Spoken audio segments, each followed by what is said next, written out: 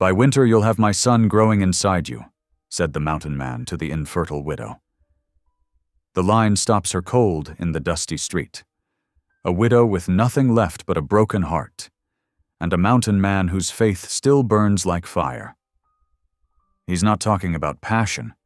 He's talking about a promise tied to a frightened half-Apache boy hiding from the government men who want to take him away. In a land where the law has no mercy, and winter's already breathing down their necks, one woman's empty arms may be the only shelter that boy has left. But as snow falls and soldiers close in, the truth behind that mountain man's vow will be tested in blood, faith, and fire. Will the barren widow's heart become the miracle she never believed in? Or will the frozen mountains bury her second chance forever? Drop a comment below and share which part of the world you're tuning in from today. If you enjoy stories like this, don't forget to subscribe for more. The autumn wind whipped across the churchyard, rustling the yellowing leaves of the cottonwood trees that lined the dirt road. Athena Marin clutched her worn carpetbag closer, her knuckles white against the frayed handle as Mrs. Whitaker's sharp words cut through the crisp afternoon air. "I've shown Christian patience long enough," the boarding house matron declared, her voice carrying across the empty yard. 3 months behind, and not a penny to show. There are decent working folk needing rooms. Athena stood straight-backed, despite the public humiliation, her simple brown dress hanging loose on her thin frame. The whispers had followed her for weeks now. The widow who couldn't keep work, who'd lost not just her husband, but 2 babies besides. Some called it God's judgment, though never to her face. "I understand, Mrs. Whitaker," Athena said softly, her voice steady even as her heart hammered against her ribs. "I'm grateful for your forbearance thus far." The older woman's face softened slightly, but her resolve remained firm. "You're a gentle soul, Mrs. Marin, but good intentions don't pay for coal and bread. I've my own responsibilities to consider." A wagon's wooden wheels creaked on the road behind them, but Athena kept her eyes fixed on the ground. She'd learned that looking at others during moments of shame only invited either pity or scorn. She wasn't sure which hurt worse. The wagon slowed, then stopped. Heavy boots crunched on gravel as someone descended. "Afternoon, ladies," a deep voice said, quiet but carrying. Athena glanced up despite herself. A tall man stood beside his wagon, work-worn hands resting on his belt. His face was weathered by sun and wind, partially hidden by a thick beard shot through with silver.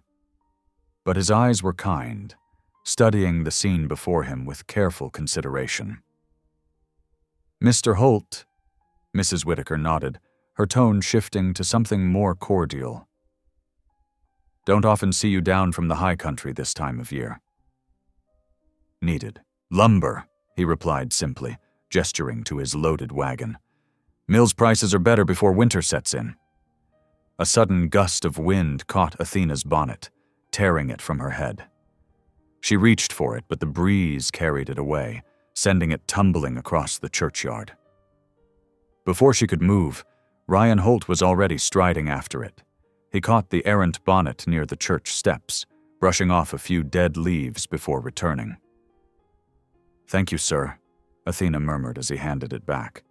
Their fingers brushed briefly, and she noticed how his large, calloused hands dwarfed her own work-worn ones. He nodded, studying her face for a moment longer than strictly proper. Mrs. Whitaker cleared her throat. "Well, I must be getting back. Good day to you both." She turned and walked briskly toward the boarding house, her keys jingling at her belt like a jailer's ring. Athena carefully retied her bonnet, trying to still the trembling in her fingers. The sun was already dipping toward the mountains, painting the valley in deepening shades of purple and gold. She had no idea where she would sleep tonight. "Heading toward town?" Ryan Holt asked, his voice gruff but gentle. She nodded, adjusting her grip on the carpet bag. "Yes, sir. I need to inquire about work at the Mercantile." He glanced at the darkening sky, then back at her. "No woman ought to walk alone at night. There's room on the wagon seat if you've a mind." Athena hesitated. She'd heard of Ryan Holt. Most folks in the area had. He lived alone up in the foothills, running a small herd of cattle and keeping mostly to himself. Some called him standoffish, others just private. But there was nothing improper in his manner, and the alternative was walking 3 miles in growing darkness. "You're very kind, Mr. Holt," she said. "I would be grateful for the ride." He helped her up onto the wooden seat, his strength evident, but his touch careful. The reins creaked as he took them up, clicking softly to his team of heavy draft horses. The wagon lurched forward, wheels crunching on the packed dirt road. They rode in comfortable silence as the valley opened before them. The first stars were appearing in the eastern sky, and a chorus of coyotes began their evening song somewhere in the distance. The air grew cooler, carrying the scent of pine and sage from the surrounding hills. "Been in town long?" Ryan asked finally, his eyes on the road ahead. 3 years, Athena replied, her hands folded in her lap. "My husband Thomas and I came west for his health, but..." She trailed off, the familiar ache rising in her chest. Ryan nodded, understanding in his silence. After a while, he spoke again, his voice low. "Lost my Sarah and our girl to fever 6 years back. Folks mean well, but their words don't always help."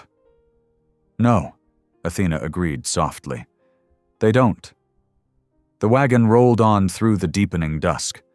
A cool breeze carried the sound of water from the creek that paralleled the road, its quiet music mixing with the steady clip-clop of hooves and the occasional cry of a nightbird.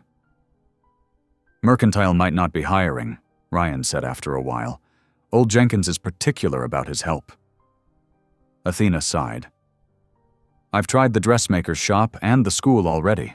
Even offered to clean at the saloon, though it pained me to consider it."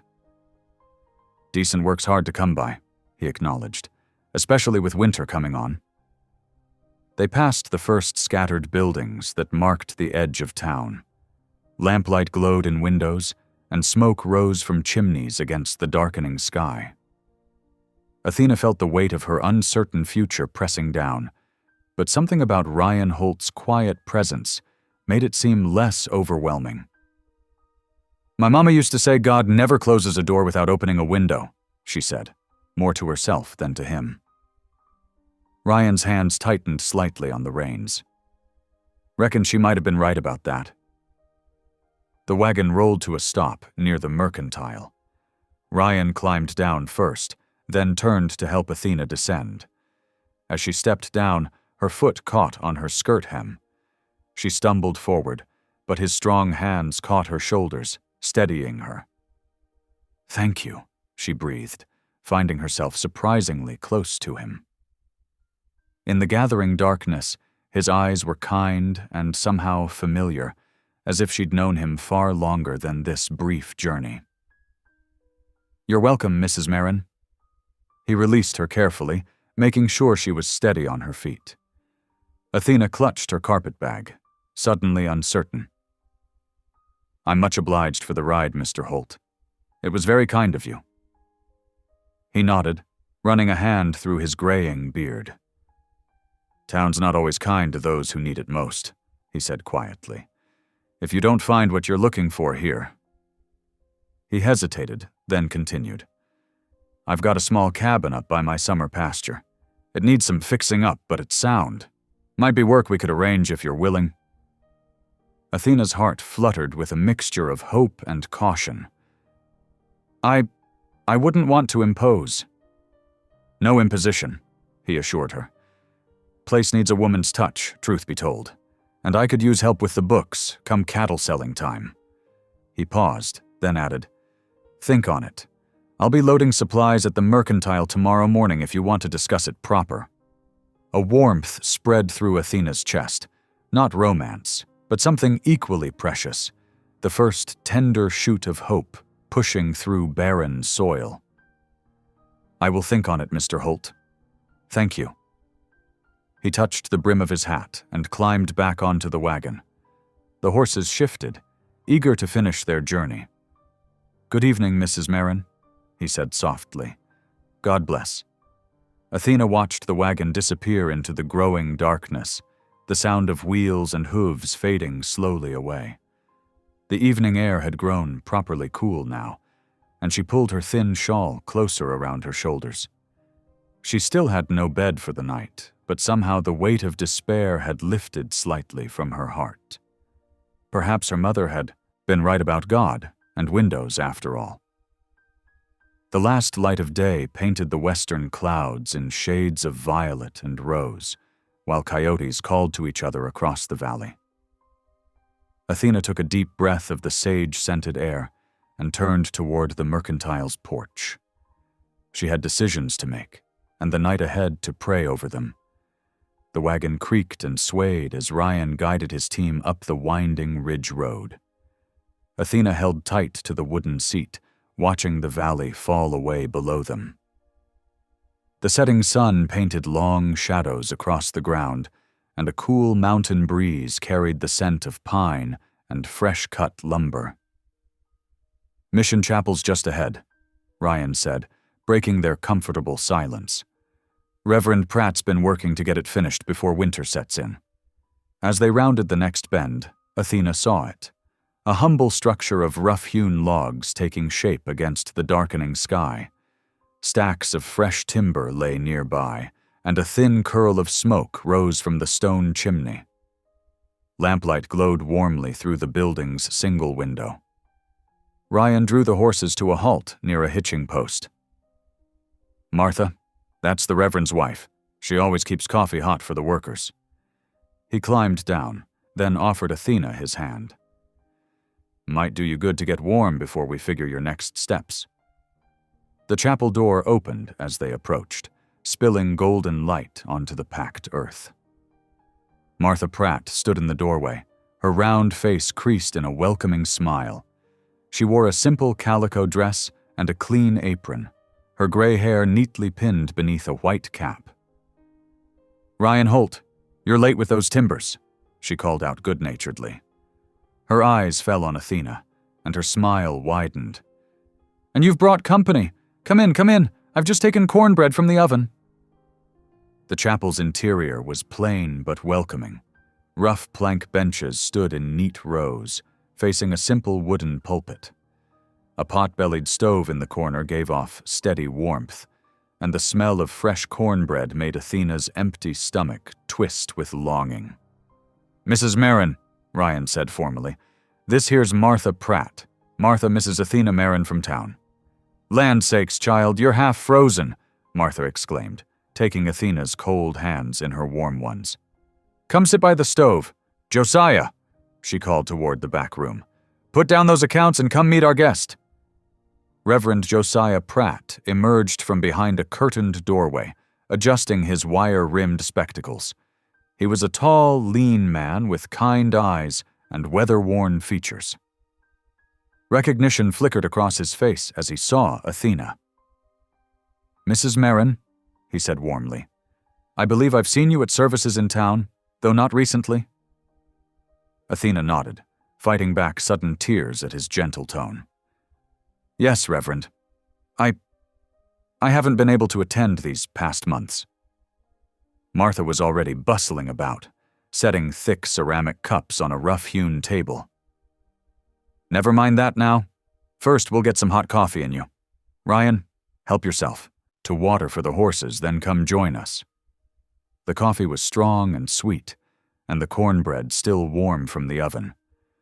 Martha spread it thick with butter and honey, pressing second helpings on both Athena and Ryan. The simple food seemed to loosen something tight in Athena's chest, and she found herself sharing more than she'd intended. "The boarding house wouldn't wait any longer," she explained, staring into her coffee cup. "I've tried everywhere in town for work, but with winter coming..." She swallowed hard. "I hear there's a poorhouse in Denver that takes women. I thought perhaps..." "Denver's a fair piece," Reverend Pratt said carefully, "and the roads won't be good much longer." Ryan set down his coffee cup. "I'm hauling timber up here through Week's End," he said. "Could take you to Denver after, if you're set on going. Wagons sound and I know the trail." "Oh, but surely that's too much trouble," Athena protested. "No trouble," Ryan replied simply. "Need to make the trip anyway for supplies." Martha and the Reverend exchanged a quick glance that Athena couldn't quite interpret. "Well then," Martha said brightly, "that's settled for now. You'll stay here tonight, Mrs. Marin. We've a spare cot in the corner. Ryan, you'll want to get those horses settled before full dark." After the evening meal was cleared away, Martha made up the cot with clean quilts. The chapel grew quiet as the Pratts retired to their rooms behind the curtain, and Ryan went out to sleep in his wagon.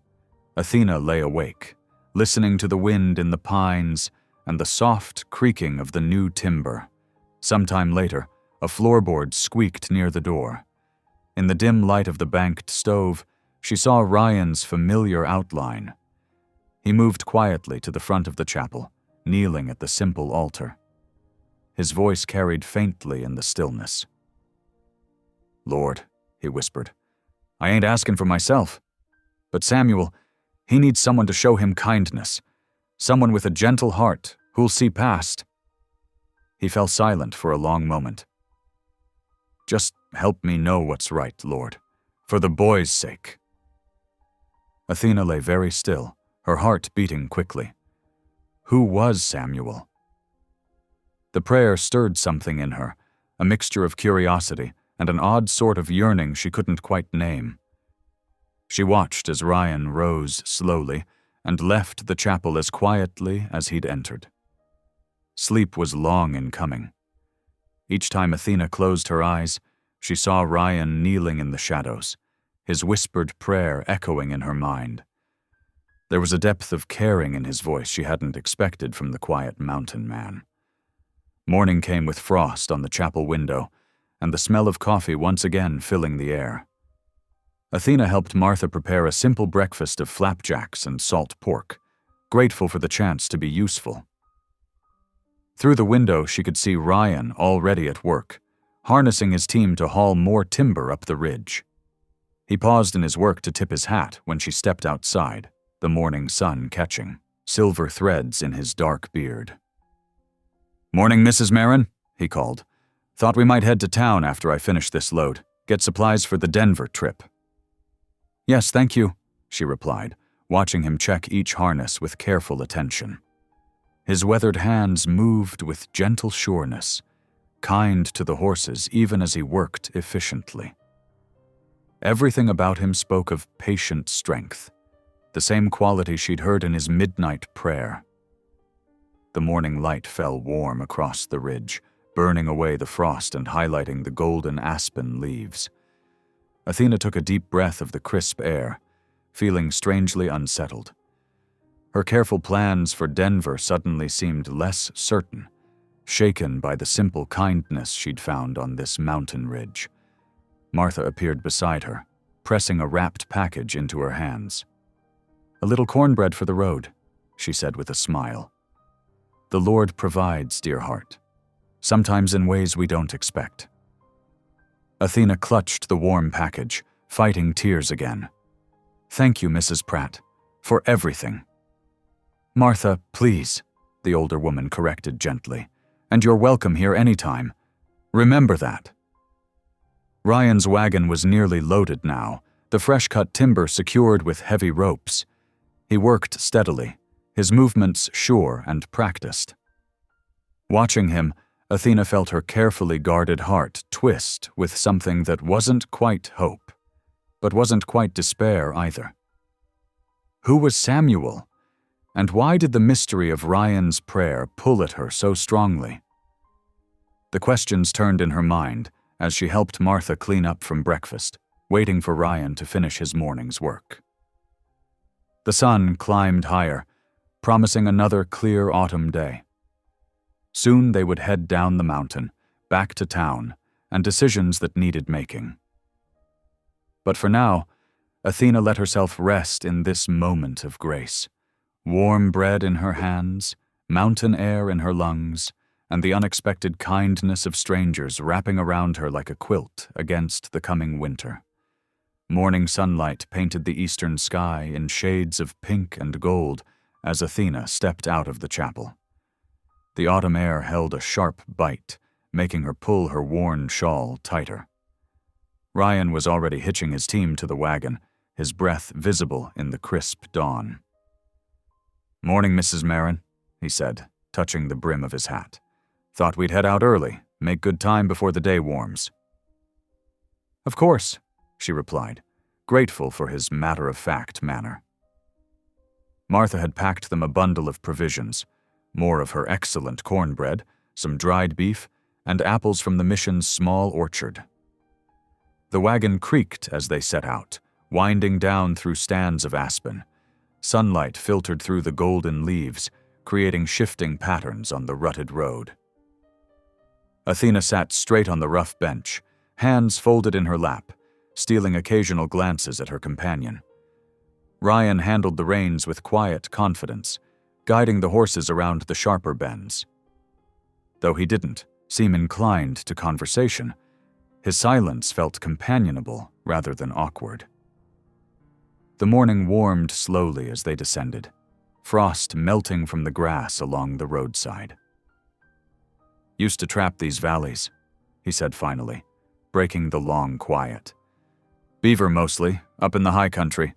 Good living for a time, but the streams played out." He adjusted his grip on the reins. "Got me a small herd now, up near Holt's Creek. Nothing fancy, but the grazing's fair." Athena nodded, appreciating his simple honesty. "It must be peaceful up there." "Can be. Lonely too sometimes." He spoke without self-pity, just stating a fact. "But a man gets used to his own company." The wagon jolted suddenly, listing to one side. Ryan pulled the team to a halt, frowning. "Wheels working loose. Won't take but a minute to fix." He climbed down, examining the rear wheel where a spoke had begun to separate. Athena followed, asking, "How can I help?" Ryan glanced up, seeming to assess her. "Reckon you could steady the wagon while I hammer it back. Need to keep it level." She positioned herself where he indicated, bracing against the wagon bed. Her capable response appeared to please him. He'd clearly expected no less. The ring of his hammer echoed off the hillside as he drove the spoke back into place. "That should hold," he said, testing the wheel. "Much obliged for the help."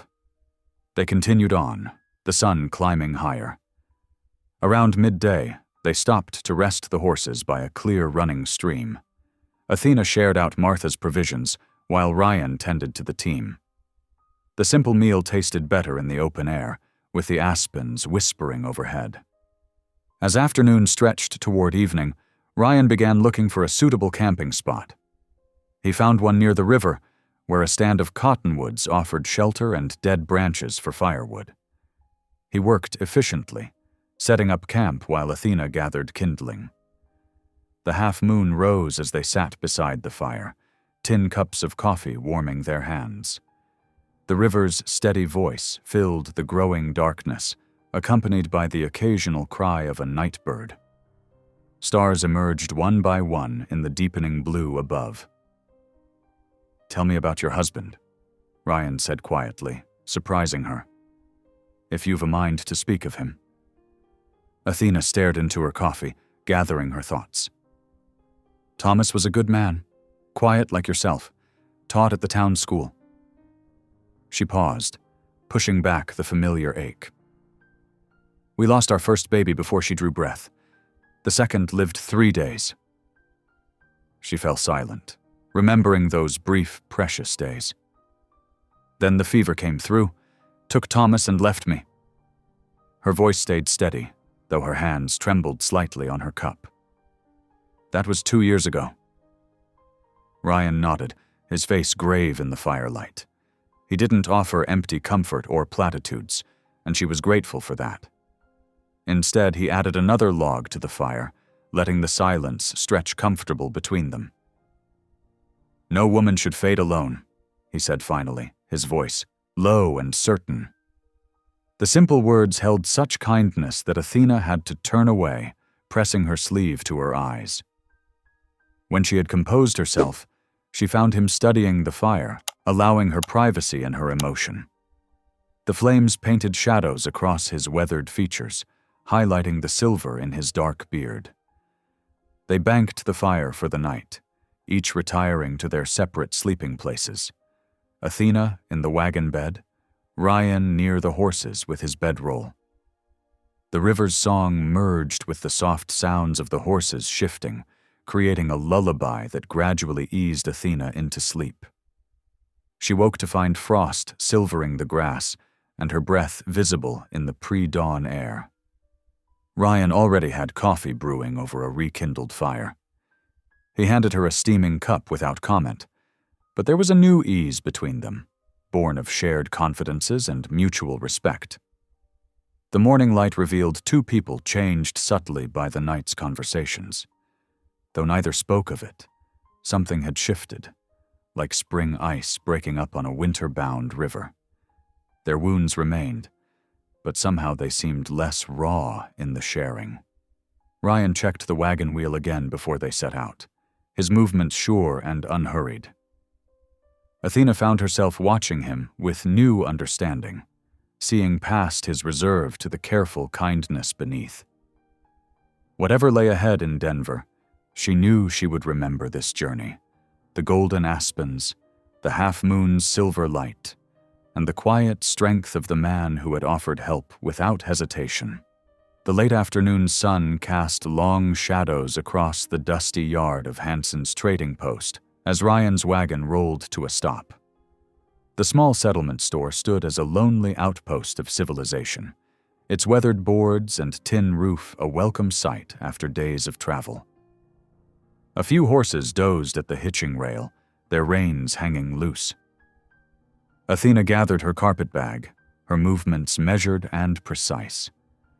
The past days of travel had eased some of the tension from her shoulders, but uncertainty still clouded her eyes as she prepared to bid farewell to her unexpected benefactor. Ryan had been more than kind, yet propriety demanded they part ways here. "I'll fetch your supplies before heading on," Ryan said, helping her down from the wagon. His calloused hand was steady beneath her elbow. "Least I can do is make sure you're properly provisioned for the journey ahead." Inside the store, the familiar scents of coffee, leather, and dried goods filled the air. Wooden barrels lined one wall, while shelves stretched toward the ceiling stocked with everything from tin plates to rolls of calico. The shopkeeper, a thin man with spectacles, nodded a greeting. Athena selected her items with care, counting out her meager coins. Some dried beans, cornmeal, a small pouch of coffee, enough to see her through to Denver if she was careful. The weight of her dwindling funds pressed heavy on her mind. Ryan stood by the counter, his own purchases already wrapped, in brown paper. He watched her deliberate choices with an unreadable expression. Just as she reached for her wrapped parcel, his words stopped her cold. "By winter, you'll have my son growing inside you." The package nearly slipped from Athena's trembling fingers. Heat rushed to her face as she turned to him, shock written clear across her features. The shopkeeper tactfully busied himself in the back room, leaving them alone among the barrels and dry goods. "Mr. Holt, I don't—" she began, her voice barely above a whisper. "Samuel," Ryan said quickly, his weathered face flushing beneath his beard. "I'm speaking of Samuel. Should have explained better." He removed his hat, turning it in his hands. "He's a half Apache boy I found at Carlson's burned-out freight station 3 months back. His ma had passed from fever, pa long dead. Been trying to care for him best I can, but—" Understanding dawned slowly in Athena's eyes as Ryan continued, his usual reserve cracking to reveal the worry beneath. "He needs more than I can give him alone. Needs a mother's hand, not just pity. Winter's coming on hard in the high country, and I reckon we could help each other. He met her gaze directly. Reverend Pratt would bless a marriage. In name only, mind. You'd have your own room, complete respect, a proper roof over your head. Athena's hand found the counter's edge, steadying herself. A marriage of convenience, she said softly, testing the words. Ryan nodded. Folks respect a married woman more than a widow. You'd have standing in the community, purpose beyond mere survival. He paused, choosing his next words carefully. Samuel's a good boy, quick to learn, eager to please, but he needs gentling, like a wild colt. Needs someone who understands loss. The store's silence seemed to deepen around them. Through the window, Athena could see the sun sinking toward the mountains, painting the world in shades of amber and purple. Her mind whirled with the unexpected proposal. I would need time to pray on this, she managed finally. Of course. Ryan replaced his hat. Store's got a back room for travelers. I'll arrange your lodging for the night. Take all the time you need. That evening, Athena knelt beside the narrow bed in the store's back room. The rough floorboards pressed against her knees as she poured out her heart to God. Fear warred with hope in her breast.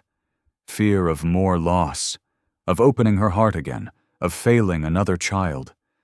Yet hope whispered of purpose, of a chance to heal not just herself, but others. Lord, she whispered into the growing darkness, show me your will in this. As she prayed, memories surfaced of her own losses, of empty arms aching to hold a child. But something else stirred too, the echo of Ryan's quiet prayer in the chapel, asking for someone to show Samuel kindness. Had God already answered both their prayers, bringing them together on that church step? The moon rose, casting silver light through the small window. Athena's tears had dried, leaving behind a strange peace. By midnight, her decision was made. She found Ryan at dawn as he loaded supplies into his wagon. Yes, she said simply. He straightened, studying her face. You're certain? As certain as I can be, seeking God's will. She met his gaze steadily. I know what it is to be alone, Mr. Holt. Perhaps this is where I'm meant to serve. Ryan nodded slowly. Reckon we should see Reverend Pratt, then, before heading up to the homestead. The minister received them in the settlement's tiny church, a simple log building with a cross mounted above the door. Morning light streamed through its windows as Ryan explained their situation. The older man listened thoughtfully, his kind eyes moving between them. A marriage of convenience is still a sacred bond, he said finally. Are you both prepared to honor that? Yes, sir, Ryan answered firmly. Athena echoed his response, her voice soft but sure. Then let us proceed. The minister opened his Bible, its well-worn pages familiar beneath his hands. Though this union may begin in practicality, may God grant it his grace and blessing. The ceremony was brief and simple. No flowers adorned the church, no guests filled the pews, just two people standing before God, promising to care for each other and a lonely child. When Reverend Pratt spoke of mercy and second chances, Athena felt tears threaten again. What God has joined together, let no man put asunder, the minister concluded. You may kiss your bride? Ryan hesitated, then pressed a gentle kiss to Athena's forehead. The gesture was almost paternal, full of respect rather than passion. It sealed their agreement as surely as any ring. Standing in the church doorway afterward, Athena felt the weight of her new wedding band, Ryan's mother's ring, he'd explained quietly. It was both strange and comforting on her finger, like the new name she now carried. Mrs. Holt, a fresh start, born of necessity and mercy. We should head out soon, Ryan said, helping her into the wagon. It's a fair piece up to the homestead, and Samuel will be waiting. Athena nodded, adjusting her shawl against the morning chill. As the wagon pulled away from the settlement, she watched the little church recede into the distance. Her heart fluttered with equal parts trepidation and hope. "Tell me about him," she said finally. "About Samuel." Ryan's face softened slightly. "He's 10, near as we can figure. Quick with horses, clever with his hands. Doesn't speak much yet, but his eyes say plenty." He cleared his throat. "Been sleeping in the barn since I brought him home. Wouldn't come in the house at first like a half-wild thing, but he's warming, bit by bit." Athena listened, building a picture of the boy in her mind. A child caught between two worlds, bearing wounds deeper than skin. Her teacher's heart stirred at the challenge, while her empty arms ached with renewed purpose. The wagon continued north, climbing, steadily into the foothills. Behind them, the morning sun blazed golden on the church steeple, blessing their unconventional union with light and promise. The wagon creaked steadily northward, wheels crunching over frost-hardened earth. Athena pulled her shawl tighter against the biting wind as they climbed higher into the foothills. Ryan handled the reins with practiced ease, guiding the team around jutting rocks and over shallow creek beds. 2 days to Holt's Creek, he said, breaking their comfortable silence. We'll need to stop frequent-like to water the horses. Mountain streams run cold this time of year. Athena nodded, watching puffs of breath rise from the horses' nostrils. The air grew thinner as they climbed, making her chest tighten slightly. Stands of aspen shivered their remaining gold leaves in the wind, while dark pines stood sentinel on the ridges above. They made camp that first night in a sheltered hollow, Ryan building a small fire, while Athena laid out their simple supper of bread and dried beef. The flames cast dancing shadows on the wagon canvas he'd strung up as a windbreak. "Samuel," Athena said softly as they sat beside the fire. "What should I know about him?" Ryan poked at the embers with a stick. "He's careful with strangers, watches more than he speaks." He paused, choosing his words. "Found him huddled under the freight station counter after the raid. His ma had hidden him there before the fever took her." "Poor child," Athena whispered, her heart aching. "Aye, took 3 days just to coax him out. Would only eat what I left and backed away, like a wounded fox." Ryan's weathered face softened in the firelight. "But he's got spirit in him, strong spirit." The next morning dawned clear and cold. They broke camp early, frost crunching under their boots. Ryan led the team to a stream threading through the rocks, its water running swift and glass clear from the snowmelt above. "Holt's Creek's similar to this," he explained as the horses drank. "Comes straight off the mountain, never runs dry even in drought years." Pride colored his voice slightly. "Good water makes good grazing." By late afternoon, on the second day, the cabin came into view. It stood solid against the mountainside, crafted from thick pine logs chinked with clay. A thin curl of smoke rose from the stone chimney, disappearing into the pewter sky. "Samuel keeps the fire going while I'm gone," Ryan said, pride warming his tone again. "Smart boy." Athena's heart quickened as they drew closer. The cabin wasn't large, but it was well built, with a small covered porch and shuttered windows. A barn stood off to one side, its weathered boards protecting against the mountain winds. Everything spoke of careful planning and hard work. Ryan helped her down from the wagon, her skirts brushing against frost-killed grass. The cabin door creaked open as they approached, then quickly shut again. Athena caught a glimpse of a small figure darting inside. "Give him time," Ryan murmured, carrying her carpetbag to the porch. Inside, the cabin was dim but warm. A fire crackled in the stone hearth, casting flickering light on the simple furnishings: a plank table with 3 chairs, a cupboard with tin plates, a rocking chair draped with a quilt. 2 doors led off the main room, presumably to bedrooms. Movement caught Athena's eye. Samuel crouched behind the hearth, watching her with dark, wary eyes. His black hair fell in waves past his shoulders, and his clothes were clean but worn. Apache features marked his young face, but fear made him seem younger than his 10 years. Athena smiled gently, careful not to stare. "Hello, Samuel," she said softly. "I'm Athena." The boy darted away like a startled deer, disappearing through one of the doors. The sound of his rapid footsteps faded toward the back of the cabin. Ryan sighed, setting down the last of their supplies. "He understands English well enough, just doesn't trust easy." He gestured to the doors. "That's his room now. Used to sleep in the barn until last week's cold snap drove him in. My room's the other one. Yours now? I'll bed down out here by the fire." Athena nodded, noting how he'd already begun adjusting the space for their unusual arrangement. "Thank you." She looked around the cabin with a housekeeper's eye. Perhaps I should start supper. Food can be a bridge sometimes." Ryan's expression lightened slightly. "Pantry's through there.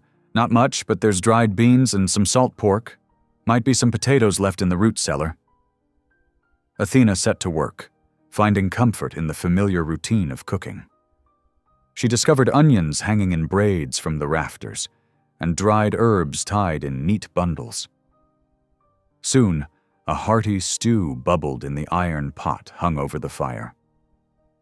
As the aroma filled the cabin, she heard soft footsteps. Samuel peered around the bedroom door, watching her stir the pot. His stomach growled audibly, making him duck back inside. "Supper's nearly ready," Athena called gently, not looking directly at him. "Would you help me set the table, Samuel?" Silence answered her, but a few minutes later, small feet padded across the floor. Samuel kept to the shadows, but he began placing tin plates on the table, darting back and forth like a cautious squirrel gathering nuts. Ryan returned from tending the horses, stamping snow from his boots. The first flurries had begun, dusting the mountain air with white. He raised an eyebrow at the set table, giving Athena an approving nod. "We'll eat together," she said firmly but kindly. "As a family should." She filled 3 bowls with steaming stew, setting Samuel's at the place furthest from her. The boy emerged slowly from his room, drawn by the smell and perhaps by curiosity. He slid into his chair, watching them both with quick, darting glances. Before anyone could start eating, Athena bowed her head. Her faith had grown dusty with grief, but something about this moment demanded recognition. "Lord," she said softly, "thank you for this food, this shelter, and this new beginning. Amen." Ryan's amen was gruff but sincere. Samuel remained silent, but he waited until she lifted her head before picking up his spoon. They ate quietly, the wind's low moan around the cabin corners almost peaceful. After supper, Athena insisted on washing the dishes despite her weariness. Ryan brought in more firewood, banking the hearth for the night. Samuel vanished into his room, but she noticed his door remained cracked open slightly, unlike before. Snow fell harder outside, thick flakes swirling in the gathering dark. Athena's hands moved steadily through the warm dishwater, her mind full of the day's changes. A week ago, she'd stood alone outside a churchyard, cast out and hopeless. Now she stood in a mountain cabin, washing dishes for her new family, however unusual that family might be. The wind sang against the cabin walls, but inside, the fire crackled steadily. Ryan's quiet movements and Samuel's occasional whisper-soft footsteps created a gentle domestic rhythm. It wasn't peace, not yet, but perhaps it was the beginning of something like it. As she dried the last plate, Athena caught movement in her peripheral vision. Samuel stood in his doorway, watching her with those serious eyes. When she turned slightly, he disappeared again, but she smiled. Small steps, she reminded herself. Small steps toward trust, toward healing, toward whatever God had planned for this makeshift family. The snow continued falling as night deepened, blanketing the mountain in pristine white.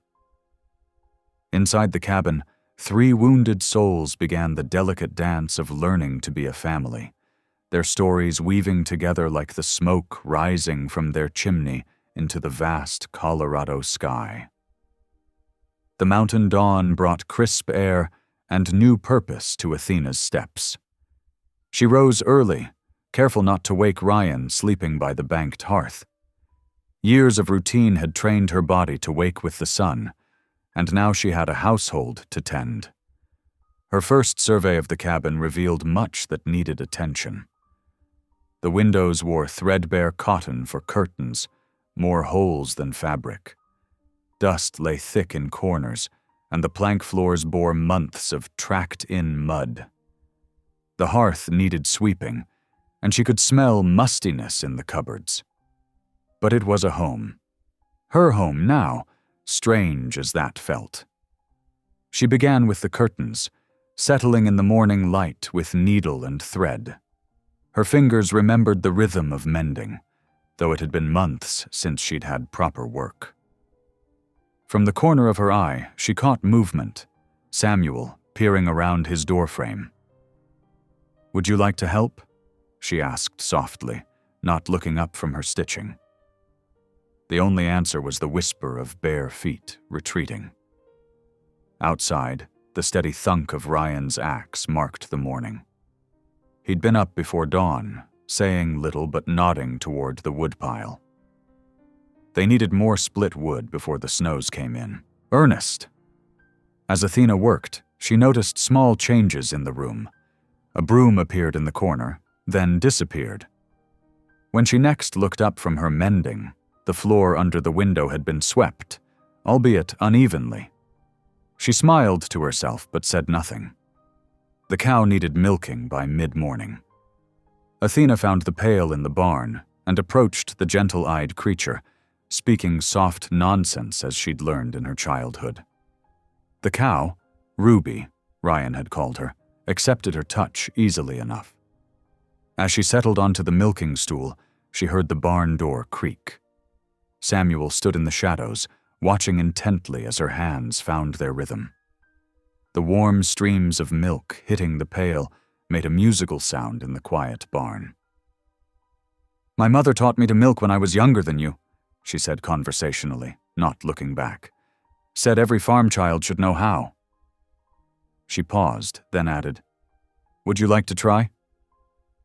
Silence answered her, but when she finished and carried the full pail toward the house, she noticed small fingerprints in the dust of the second milking stool. Later that afternoon, Ruby gave less milk than usual for the evening milking, and Samuel's sleeve had a suspicious wet spot. The days fell into a pattern. Athena worked steadily through the cabin's needs, scrubbing floors, organizing shelves, airing bedding in the cold mountain sunshine. Samuel became her shadow, though he thought she didn't notice. When she swept, tiny boot prints followed in the dust behind her. When she organized the pantry, cans would mysteriously shift into neater rows after she'd turned away. Ryan split wood endlessly, the pile growing impressive under his axe. He spoke little, but watched much, his eyes taking in the quiet dance between his wife and the boy. Sometimes Athena caught him hiding a smile behind his beard when Samuel darted away from her, only to creep back minutes later to imitate her work. On the 4th day, disaster struck. Athena was teaching herself the peculiarities of the cabin's cook stove, and Samuel had grown bold enough to watch from barely 3 feet away. She turned to reach for more kindling, and the boy darted forward to touch the hot iron surface. His cry of pain pierced the quiet cabin. Athena whirled to find him cradling his hand, tears streaming down his face as he backed away from her in terror. "Oh, little one," she breathed, her heart breaking at his fear. "Let me help, please." Samuel pressed himself against the wall, trembling, but didn't bolt as she approached. His burned hand was already blistering angry red across the palm. "I know it hurts," she said softly, keeping her movements slow and gentle. "I have something that will make it better. Will you trust me?" Dark eyes met hers, swimming with tears and wariness. But he didn't pull away when she carefully took his wrist. Athena led him to the wash basin, speaking in the same soothing tone she'd used with frightened children in her teaching days. "First, we'll cool it down. The cold water will help." She guided his hand into the basin, relief flooding his face as the cool water eased the burn. Ryan appeared in the doorway, drawn by the commotion. His face tightened with concern, but Athena shook her head slightly. Too many people would overwhelm the boy now. While Samuel's hand soaked, she gathered her supplies: clean cloth, the pot of honey she'd found in the pantry, and dried comfrey leaves she'd spotted hanging with Ryan's other herbs. Her mother had taught her the healing properties of both. "This might sting a little at first," she warned, patting his hand dry with gentle touches. She spread honey over the burn, then laid the softened comfrey leaves across his palm. Samuel watched every movement, his breathing slowly steadying. As she wrapped the clean cloth around his hand, she hummed softly, an old hymn her mother had sung while treating childhood hurts. Samuel's rigid shoulders gradually relaxed. "There now," she said, tying off the bandage. "We'll change it tonight before bed. And next time, we'll remember that the stove is always hot, yes?" Samuel nodded, studying his bandaged hand. Then, so quickly she almost missed it, he touched her arm with his good hand before darting back to his room. That evening, as Athena kneaded dough for tomorrow's bread, Ryan cleared his throat. "Thank you," he said quietly, "for being gentle with him. He paused, struggling with the words. "I never knew how to speak soft-like when he was hurt. Felt like everything I said came out wrong." Athena worked the dough steadily, giving him time to find his words. "Been so long since I had someone to care for," he continued. "Sometimes I reckon I've forgotten how." "You saved him," Athena reminded him. "Took him in when no one else would. That's caring." Ryan nodded slowly. "Still, he needs more than just shelter and food. Needs what you're giving him. Patience. Kindness." He picked up the lantern to head out for evening chores. "We both do, I suppose." The next morning brought a small breakthrough. Athena was baking, her hands white with flour as she measured ingredients. As she reached for more, her elbow caught the flour sack, sending a puff of white powder into her face and hair. A sound broke the cabin's quiet. A snicker, quickly stifled. Samuel stood in his doorway, both hands clapped over his mouth, but his eyes crinkled with suppressed laughter. Athena crossed her eyes, looking at the flour on her nose, and deliberately wiped her whitened hands on her apron in exaggerated movements. This time Samuel's laugh broke free, a rusty sound, as if long unused but genuine. Ryan, coming in with an armload of wood, nearly dropped it at the sound. He stared at his son, then at his flour-covered wife, and his own deep chuckle joined in. The laughter faded quickly, Samuel ducking his head in sudden shyness. But something had shifted. That evening, he sat closer to Athena at supper, and when she changed, his bandage, he didn't pull away from her touch. Outside, the mountains were darkening earlier each evening. The air carried the sharp scent of coming winter, and the night wind sang of snow. But inside the cabin, warmth grew that had nothing to do with the crackling fire. Athena washed dishes that night, watching through the window as the first stars appeared above the peaks. Samuel's borrowed chores bucket sat in the corner, still damp from where he'd followed her example in cleaning. Ryan's boots by the door held the mud of honest work, and the mended curtains stirred in the draft. It wasn't the life she'd imagined for herself when she'd dreamed of a home and family years ago. But as she listened to Ryan teaching Samuel to whittle by the fire, their dark heads bent together over the task, she felt something unfamiliar bloom in her chest. Not peace, not yet. But hope, perhaps. Hope that this makeshift family, born of necessity and nurtured by small kindnesses, might grow into something real and lasting. Like the hardy mountain flowers that bloomed in rocky soil, beauty could take root in the most unexpected places. The familiar evening rhythm settled over the cabin. Boots being removed, water being poured, the soft crackle of banking coals. 3 people, each carrying their own wounds, learning day by day to trust, to care, to belong. Outside, the mountain winds grew colder, but inside, warmth continued to grow. The afternoon sun cast long shadows across Holt's Creek as Athena hung fresh linens on the line. The crisp mountain air carried the scent of coming rain, and dark clouds gathered on the western peaks. Samuel worked nearby, carefully folding the dry sheets just as she had shown him. His bandaged hand was healing well, and a ghost of a smile played at his lips as he concentrated on his task. The thunder of hoofbeats broke their peaceful routine. 2 riders approached from the valley trail, kicking up dust as they made their way toward the cabin.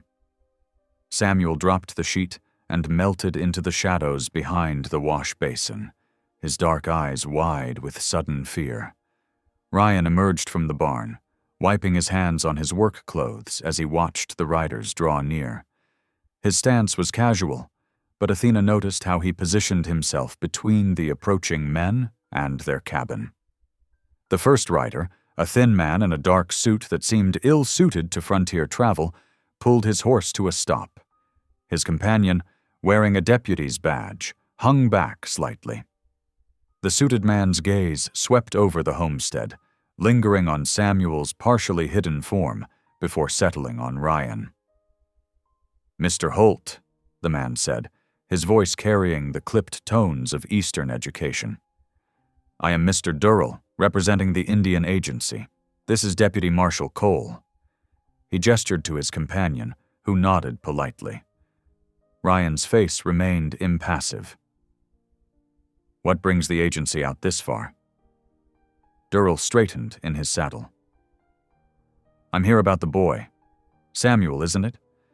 We've received word you're harboring a half-Apache child without proper authorization." "Harboring?" Ryan's voice grew quiet, dangerous. "That's my son you're speaking of." "Your son?" Durrell's laugh held no warmth. "Come now, Mr. Holt. We both know that's not true. The boy clearly has Apache blood, and under new government orders all such children are to be properly educated at the reservation school." Athena's heart began to pound. She moved closer to where Samuel crouched, her hand finding his trembling shoulder. The touch seemed to steady them both. "Samuel was abandoned," Ryan said firmly. "Found him half-starved at Dawson's burned-out freight station 6 months back. His mother was dead of fever, father long gone. No kin claimed him."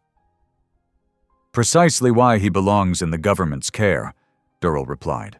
"The reservation school will provide proper Christian education, teach him civilized ways." "He has a home," Ryan cut in, "and a family. My wife and I provide for him, teach him both book learning and honest work." He gestured to Athena, who lifted her chin despite her racing heart. Deputy Cole studied them thoughtfully, his weather-lined face revealing nothing. But Durrell's expression hardened. "Your arrangements don't change the law, Mr. Holt. The boy is of native blood, and therefore falls under agency jurisdiction. I'll return with the proper papers within the week." He gathered his reins. "I suggest you prepare the child for transfer, It will be easier on everyone." Thunder rumbled in the distance as the riders turned their horses. Deputy Cole glanced back once, his eyes meeting Athena's for a moment. Something like apology crossed his face before he followed Durrell down the trail. The moment they were out of sight, Samuel bolted for the cabin. Athena started after him, but Ryan caught her arm. "Let him be for a minute," he said softly. "Boy needs space to breathe." Athena's legs felt weak. She sagged against Ryan, and his arm came around her shoulders, strong and steady. "They can't take him," she whispered. "They can't." The words brought back memories she'd tried so hard to bury. 2 tiny graves, the fever that had stolen her babies and her husband, leaving her empty and alone. The thought of losing another child, even one not born to her, made her chest tight with panic. Ryan's grip tightened, as if he could read her thoughts. "No one steals family from me again," he said, his voice rough with emotion. "Not ever."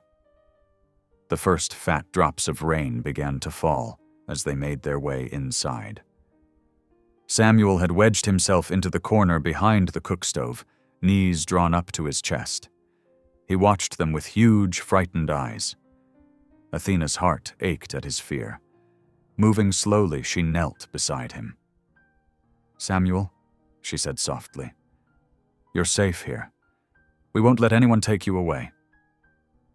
The boy's lower lip trembled. Hesitantly, he reached out and touched her sleeve, then pointed to himself and made a staying motion. "Yes," she answered, tears threatening. "Stay. You stay right here with us." Thunder crashed overhead, making the windows rattle. Samuel flinched, and without thinking, Athena opened her arms. To her surprise, he launched himself into them, burrowing against her like a much younger child. Ryan built up the fire as the storm raged outside. Rain lashed the windows, and wind moaned through the cabin's eaves. But inside, they created a circle of warmth and safety. Athena sat in her rocking chair with Samuel still pressed close. Ryan brought them both cups of hot tea, then settled nearby with his pipe, close enough that his knee brushed against hers. The boy gradually relaxed as the evening wore on, though he refused to leave Athena's side. When she hummed an old hymn, his breathing grew steady and deep. Soon he was asleep, curled up at her feet like a trusted hound. Ryan watched them, his eyes soft in the firelight. "Never seen him take to anyone like he has to you," he said quietly. "Reckon God knew what he was doing, bringing you here."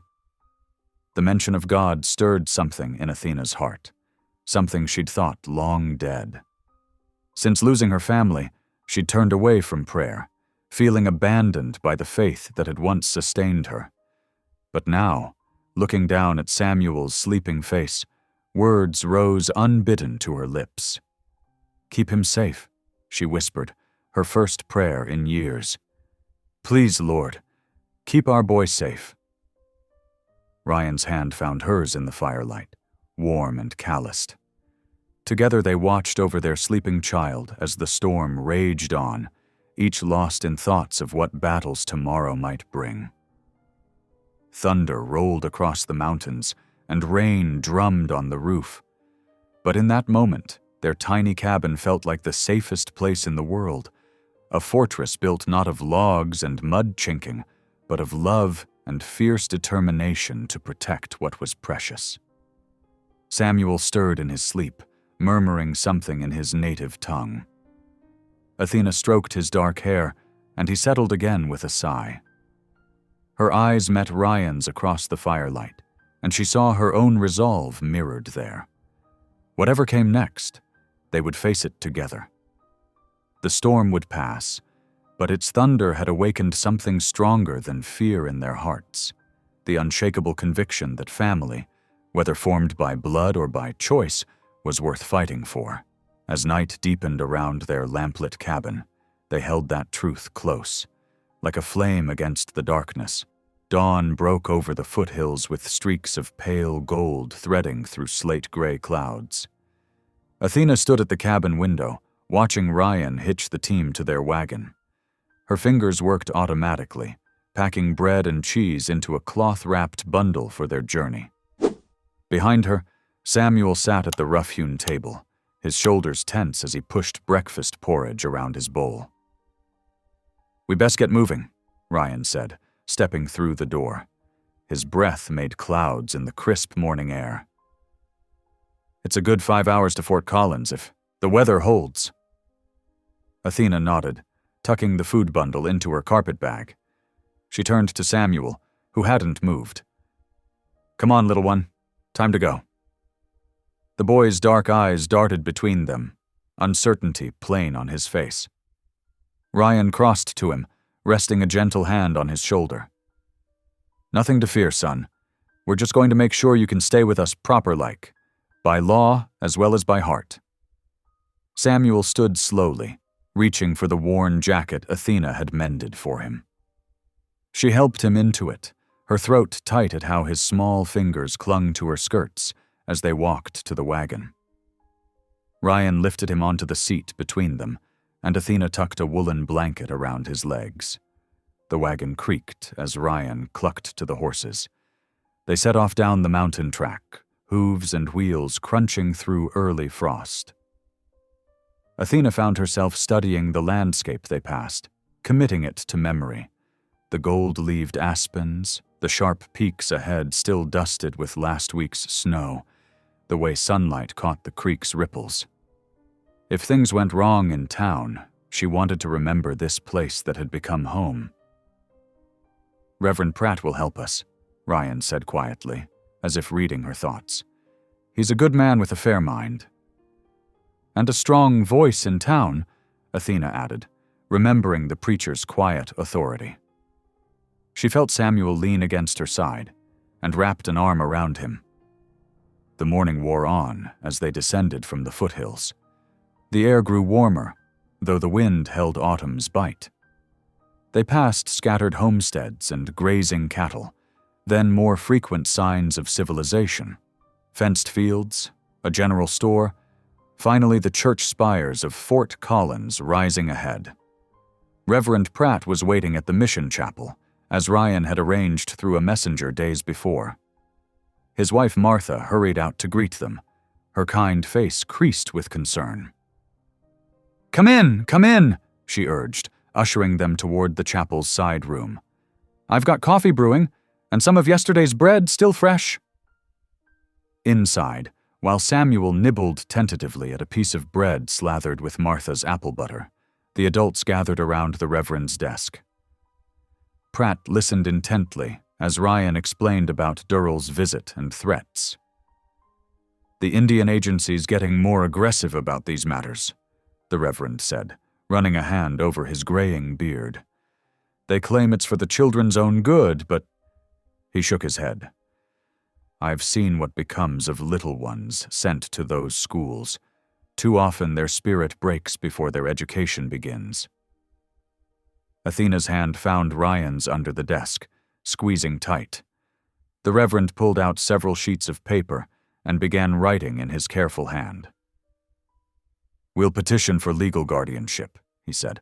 "I'll testify to your character and the boy's welfare. But I must warn you, they'll see blood before love. Some folks can't look past a child's heritage to see his heart." "Then they're blind," Athena said quietly, watching Samuel across the room as he helped Martha stack cups. "He's our son in every way that matters." The Reverend's pen scratched across paper as he drafted their petition. Ryan added his signature, the letters careful and deliberate. Athena signed next, her hand steady despite her racing heart. "I'll accompany you to the courthouse," Pratt said, sanding the ink. "My presence might help smooth the way." They walked down the muddy street together, Samuel between Ryan and Athena, the Reverend leading with dignity despite the curious stares of townsfolk. At the courthouse steps, Athena straightened her shoulders, remembering times she'd been looked down upon as a barren widow. She wouldn't let their judgment touch Samuel. Inside, clerks barely glanced up from their ledgers. One young man smirked openly at their little group, but the Reverend's stern presence kept any comments in check. They filed their petition, paid the fees, and received a court date for formal review. 2 weeks, the clerk drawled, stamping their papers. Though I don't expect it'll do you much good. Ryan's jaw tightened, but he kept his voice level. Much obliged for your help, he said, tucking the papers carefully into his coat. Outside, clouds had gathered, threatening sleet. The Reverend insisted they stay the night rather than risk the mountain roads in bad weather. Martha had already prepared the mission's guest room, he said, and would brook no argument. That evening, Athena tucked Samuel into a narrow cot while Ryan spoke with the Reverend downstairs. The boy's eyes were heavy with exhaustion, but his fingers clutched at her sleeve. Sleep now, she soothed, smoothing his dark hair. Almost without thinking, she began to hum an old hymn her mother had sung to her. Amazing Grace. The familiar melody filled the small room as Samuel's grip gradually relaxed. When she was certain he slept, Athena slipped downstairs. She found Ryan standing on the mission's small porch, staring north toward the snow-capped peaks barely visible through gathering storm clouds. God help us keep him, he murmured as she joined him. His voice was rough with emotion. He will, Athena said, surprising herself with her certainty. I believe he brought us together for a purpose. Ryan turned to her, his weathered face softened in the lamplight spilling from the mission windows. When I found that boy, I thought I was saving him, never reckoned on him saving me right back, or on finding... He trailed off, but his eyes said what words couldn't. Sleet began to fall, pattering against the porch roof. They went inside to where Martha had laid out quilts by the hearth. Despite the warmth, Athena barely slept, her mind full of prayers and plans. Morning brought heavy skies and steadily falling sleet. After a breakfast of Martha's biscuits and bacon, they prepared to leave. The Reverend pressed a Bible into Athena's hands. For Samuel's lessons, he said with a gentle smile, and for your own comfort. Martha hugged them all, even Ryan, who accepted it with gruff thanks. She pressed a packet of cookies into Samuel's hands and whispered something that made him duck his head shyly. The journey home was slow and cold, the wagon wheels struggling in the slick mud. But Athena felt warmer than she had in years, with Samuel dozing against her shoulder and Ryan's solid presence beside them. They were no longer 3 lonely souls, but a family, one worth fighting for. As they climbed back into the mountains, the sleet turned to wet snow that clung to the pines. Ryan handled the team carefully on the slippery track. Samuel watched the falling snow with wide eyes, pointing out deer tracks and fox prints in the gathering white. Near sunset, their cabin came into view through the swirling flakes. Smoke rose from the chimney. Martha had sent one of the mission boys ahead to lay a fire for them. The sight of that smoke, that promise of warmth and home, brought tears to Athena's eyes. They hurried inside, stamping snow from their boots. While Ryan tended to the horses, Athena and Samuel worked together to heat soup and make coffee. The boy seemed more at ease now, as if the day's events had convinced him they truly meant to keep him. That night, as the storm howled outside their snug cabin, Athena felt the bonds between them had grown stronger. They were no longer just 3 people sharing space, but a family united against whatever challenges lay ahead. The law might see blood before love, but God, she was certain, saw deeper. He saw their hearts, bound together by something stronger than fear or prejudice. She watched Samuel sleeping peacefully in his corner bed, and Ryan adding wood to the fire, and knew with unshakable certainty that this was where she belonged. Whatever battles lay ahead, they would face them together, their spirits bound stronger than any storm. The mountain town's general store bell jingled as Athena pushed open the heavy wooden door. Morning sunlight streamed through dusty windows, catching motes that danced above barrels of dried goods.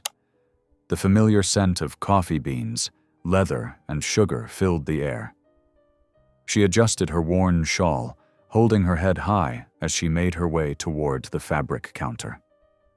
Mrs. Henderson and Mrs. Pierce stood near the yard goods, their heads bent close together in conversation. They fell silent as Athena approached, their eyes following her movement with poorly concealed disdain. She could feel their stares burning into her back as she examined bolts of sturdy wool cloth. "Morning, ladies," she said quietly, nodding in their direction. They responded with the barest acknowledgement before turning away, but their whispers carried clearly in the still air of the store. "Heard she married that Holt man sudden-like," Mrs. Henderson murmured, not bothering to lower her voice. "Must have been shame driving her to it." "Well, what else could you expect?" Mrs. Pierce replied. "Barren as winter ground? That one. No proper woman loses all her babies like that." Athena's fingers trembled slightly as they traced the rough weave of brown wool, but she kept her face composed. She had chosen this particular cloth for its warmth and durability, perfect for a growing boy's winter coat. Samuel needed protection against the bitter mountain winds that would soon howl down from the peaks. "I'll take 4 yards of the brown wool," she told Mr. Carter, the shopkeeper. He measured and cut the fabric with efficient movements, his expression carefully neutral. She knew he had heard every word, just as she had. "Will there be anything else, Mrs. Holt?" he asked, emphasizing her married name with unexpected kindness. "Yes, please. Thread to match and some brass buttons." She selected 6 sturdy buttons from the glass jar on the counter, counting out her carefully saved coins. Behind her, the whispers continued. "Taking in that half-breed child, too. Probably hoping it'll make up for her own failings as a woman." Athena wrapped her purchases in brown paper, tying the package with string. Her movements were deliberate and unhurried, though her heart pounded in her chest. As she turned to leave, she paused beside the gossiping women. "Good day to you both," she said softly. "I'll remember you in my prayers." Then she walked out, back straight, letting the door close gently behind her. The crisp autumn air filled her lungs as she stepped onto the wooden sidewalk. Yellow leaves skittered past her feet, and high above, geese called as they flew south. She allowed herself a moment to lean against the store's outer wall, clutching her package close. Ryan found her there a few minutes later, having finished loading supplies into their wagon. One look at her face told him something was wrong. His jaw tightened as he glanced toward the store's window, where the 2 women still stood watching. "What did they say to you?" he demanded, his voice low and dangerous. Athena placed a calming hand on his arm. "Nothing I haven't heard before," she assured him. "Nothing that matters." "It matters to me," Ryan growled. "I won't have them treating you like—" "They can't wound what's already scarred over," Athena interrupted gently. She met his angry gaze with steady eyes. "Their words have no power unless we give it to them." Ryan studied her face for a long moment, his expression softening. "You're a stronger person than I am," he said finally. "No," she replied, "just more practiced at turning the other cheek." She patted her package. "I got enough wool to make Samuel a proper winter coat. That's what's important today." They rode home in companionable silence, the wagon loaded with supplies for the coming winter. The aspens lining the mountain road blazed gold against the deep blue sky. Athena found herself humming softly as she thought about the coat she would make. her first real gift to Samuel. That evening, after supper was cleared away, Athena spread newspaper on the kitchen table and began cutting the wool according to the pattern she'd drafted. Samuel watched with curious eyes as she worked, occasionally reaching out to touch the soft fabric. "This will keep you warm when the snow comes," she told him, smiling as he ran his fingers along the cloth's neat edge. Ryan sat in his chair by the fire, apparently absorbed in cleaning his rifle, but Athena noticed how his eyes kept straying to them. The lamplight cast a warm glow over the domestic scene, making the cabin feel especially cozy as darkness gathered outside.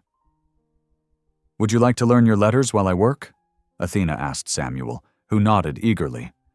She pulled a slate and chalk from her sewing basket, where she'd stored them earlier.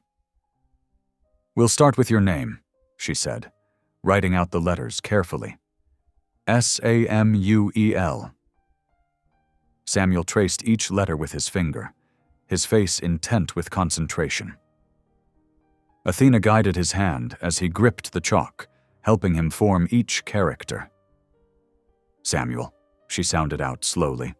"That's who you are." The boy's tongue poked out slightly as he focused on copying the letters. His first attempt was wobbly but recognizable. Athena's heart swelled with pride. "Very good," she praised. "Now try it again." They worked together as she pinned and basted the coat's pieces. Samuel's letters grew steadier with each attempt. The quiet scratch of chalk on slate and the soft swish of fabric filled the room with peaceful sounds. Finally, Samuel set down the chalk and looked up at her with serious dark eyes. "Mama," he said softly, testing the word. Athena's hands froze mid-stitch. The needle hung suspended over the wool as tears welled in her eyes. For a moment, she couldn't breathe past the lump in her throat. Samuel watched her anxiously, perhaps worried he had done something wrong. But before he could retreat into silence, Athena gathered him close, pressing a kiss to his dark hair. "Yes, little one," she whispered. "I'm here." From his place by the fire, Ryan bowed his head. In the lamplight, Athena caught the gleam of moisture in his eyes and the movement of his lips in silent prayer. The moment stretched out, warm and precious as honey in sunlight.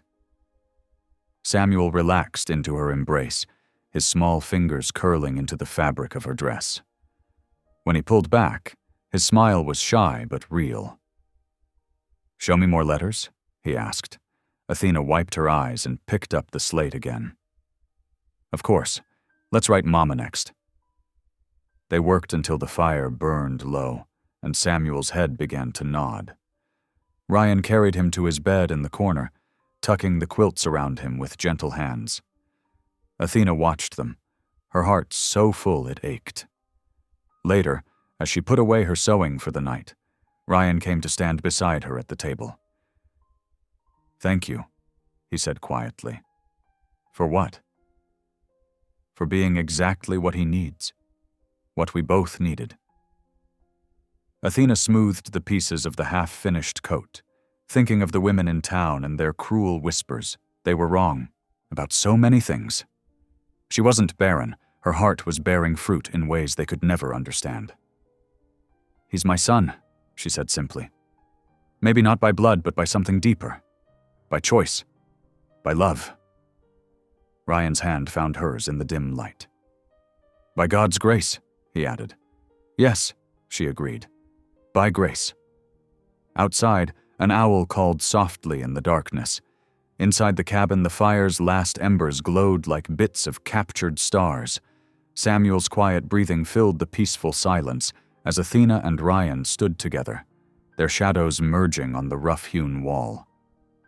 The cruel words from town seemed very far away now, as insubstantial as morning mist before the sun. Here in this cabin, in this moment, Athena knew who she was, a mother, chosen and blessed, her heart as full as any woman's had ever been. She would finish Samuel's coat tomorrow, stitching her love into every seam. Let the town gossip as they would. The truth lived here, in a boy's first word of claiming, in a father's grateful tears, in a mother's heart overflowing with joy. The first snowflakes began falling just after breakfast. By noon, the wind howled through the mountain passes, driving sheets of white sideways past the cabin windows. Ryan stood at the door, watching the storm build with worried eyes. "Never seen one come this early," he muttered, securing the latch. "Best bring in extra wood while we still can." Athena helped him stack logs by the hearth until the pile nearly reached her waist. The temperature dropped steadily as the day wore on, and she kept the fire blazing high. Samuel sat cross-legged on his bed, carving a small piece of wood with the knife Ryan had given him, occasionally glancing at the windows where snow was beginning to pile up. By evening, the storm had become a full blizzard. Wind rattled the shutters and found every tiny crack in the cabin's walls, creating ghostly whistles and moans. Athena served a simple supper of beans and cornbread, grateful for the warmth of the stove. "Mama?" Samuel's voice was unusually quiet. "I don't feel good." Athena turned to find him pushing away his barely touched plate. His dark eyes looked glassy, and spots of color burned high on his cheeks. When she pressed her palm to his forehead, the heat radiating from his skin made her catch her breath. "Ryan," she called, trying to keep the fear from her voice. "He's burning up." Ryan crossed the room in 3 long strides, his own hand replacing hers on Samuel's brow. His expression grew grim. "Let's get him to bed. I'll fetch water from the barrel." They tucked Samuel into his bed, piling on quilts as he began to shiver despite his fever. Athena's hands shook as she helped him into a clean nightshirt, memories of other sickbeds threatening to overwhelm her. She pushed them away firmly. This child needed her present, not lost in past griefs. "Cold," Samuel whimpered, his teeth chattering. "Mama, I'm so cold." "I know, little one." She stroked his hair back from his hot forehead. "We'll warm you up." Ryan returned with a bucket of water and clean cloths. Together they bathed Samuel's face and neck, trying to bring down his temperature. Outside, the storm raged on, as if determined to keep them isolated from any hope of help. The night stretched endless. Samuel tossed restlessly, sometimes calling out in Apache words Athena didn't understand. She spoke softly to him, humming fragments of hymns, praying without words as she changed the cool cloths on his brow again and again. Ryan paced between the bed and the window, his shadow moving across the cabin walls like a restless spirit. Every hour or so, he would stop at the window, pressing his forehead against the cold glass as his lips moved in silent prayer. Near dawn, Samuel's fever spiked higher. His small body burned like a coal beneath Athena's hands, and his breathing grew labored. Terror clawed at her throat as she remembered her babies, how quickly fever had taken them, despite all her desperate care. "Please," she whispered, not sure if she was begging Samuel or God. "Please, not again. Not this child, too." Ryan's hand came to rest on her shoulder, steady and warm. "He's strong," he said quietly. "And he has something my first family didn't." "What's that?" "You." The simple words nearly broke her. She covered his hand with her own, drawing strength from his touch. Together they continued their vigil as the storm howled around them. The second night was worse than the first. Samuel's fever refused to break, and his delirium deepened. He cried out for his mother in Apache, the desperate sound tearing at Athena's heart. She held him when he thrashed against the quilts, singing every lullaby she could remember. Ryan kept the fire stoked and the water fresh, moving through the darkness like a shadow. Sometimes he would stand at the window, his broad shoulders bowed as he prayed. Other times he sat beside them, his large hand gentle as he helped bathe Samuel's burning face. As midnight passed, Athena found herself bargaining with God. She offered up anything, her own life, her future, her last shreds of pride. If only he would spare this child. The words tumbled out in desperate whispers as she worked. "I know I turned away from you when my babies died," she murmured, changing another cloth. "I was wrong. Please don't punish Samuel for my lack of faith. Please, Lord, please." Near the window, Ryan's voice joined hers, rough with emotion. "Take me if you must take someone, but let him live. Let him grow up strong and true." The hours crawled by like years. Athena's arms ached from lifting Samuel.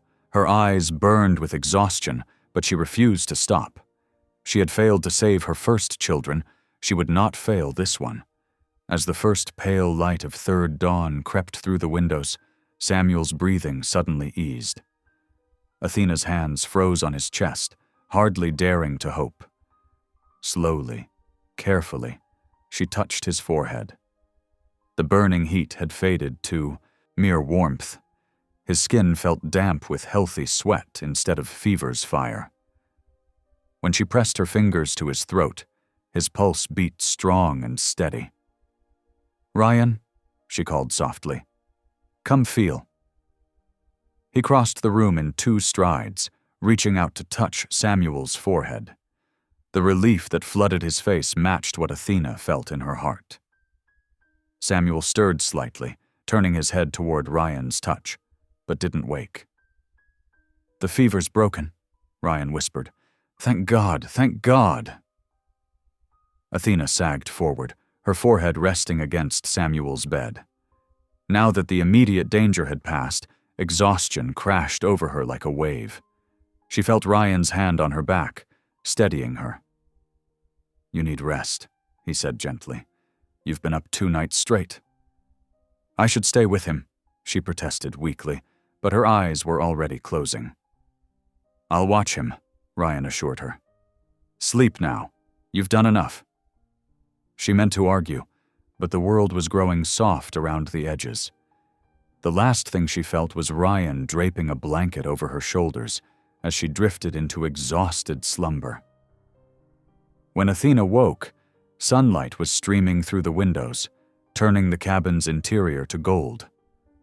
For a moment, she was disoriented, her neck stiff from sleeping bent over Samuel's bed. Then memory rushed back, and she sat up quickly. Samuel still slept peacefully, his color normal, his breathing deep and even. The fever had truly broken. Relief made her dizzy as she smoothed his dark hair back from his forehead. From the direction of the stove came the homey sounds of breakfast being prepared. Ryan stood at the counter, measuring coffee into the pot.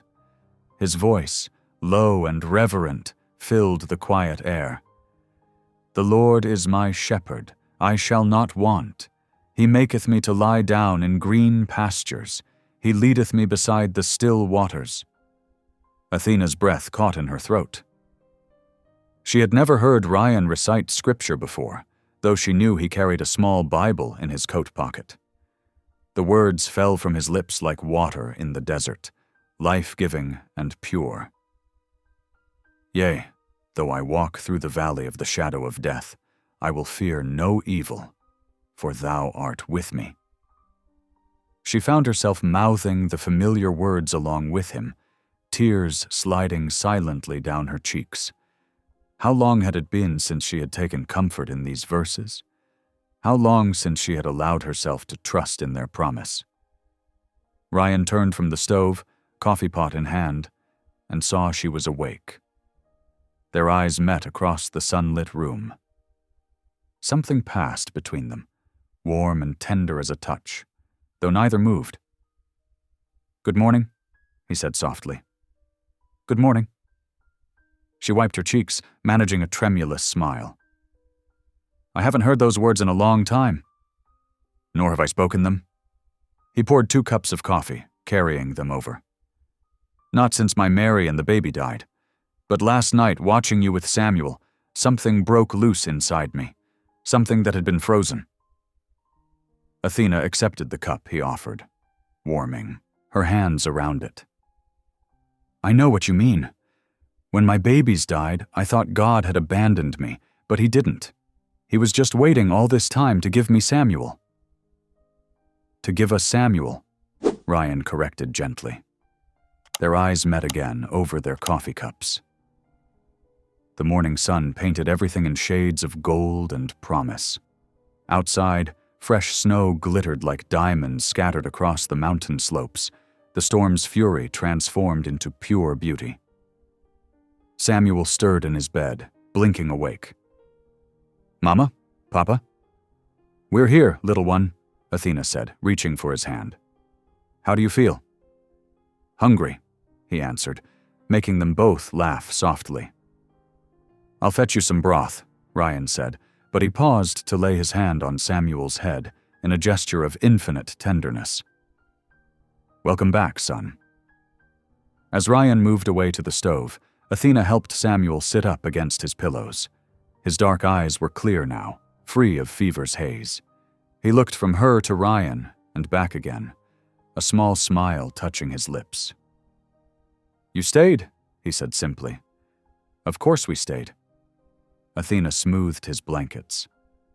We'll always stay. The morning light streamed through the windows, catching the lingering teardrops on her cheeks and turning them to diamonds. From the stove came the gentle sounds of Ryan preparing breakfast, his voice once again lifted in quiet prayer of thanksgiving.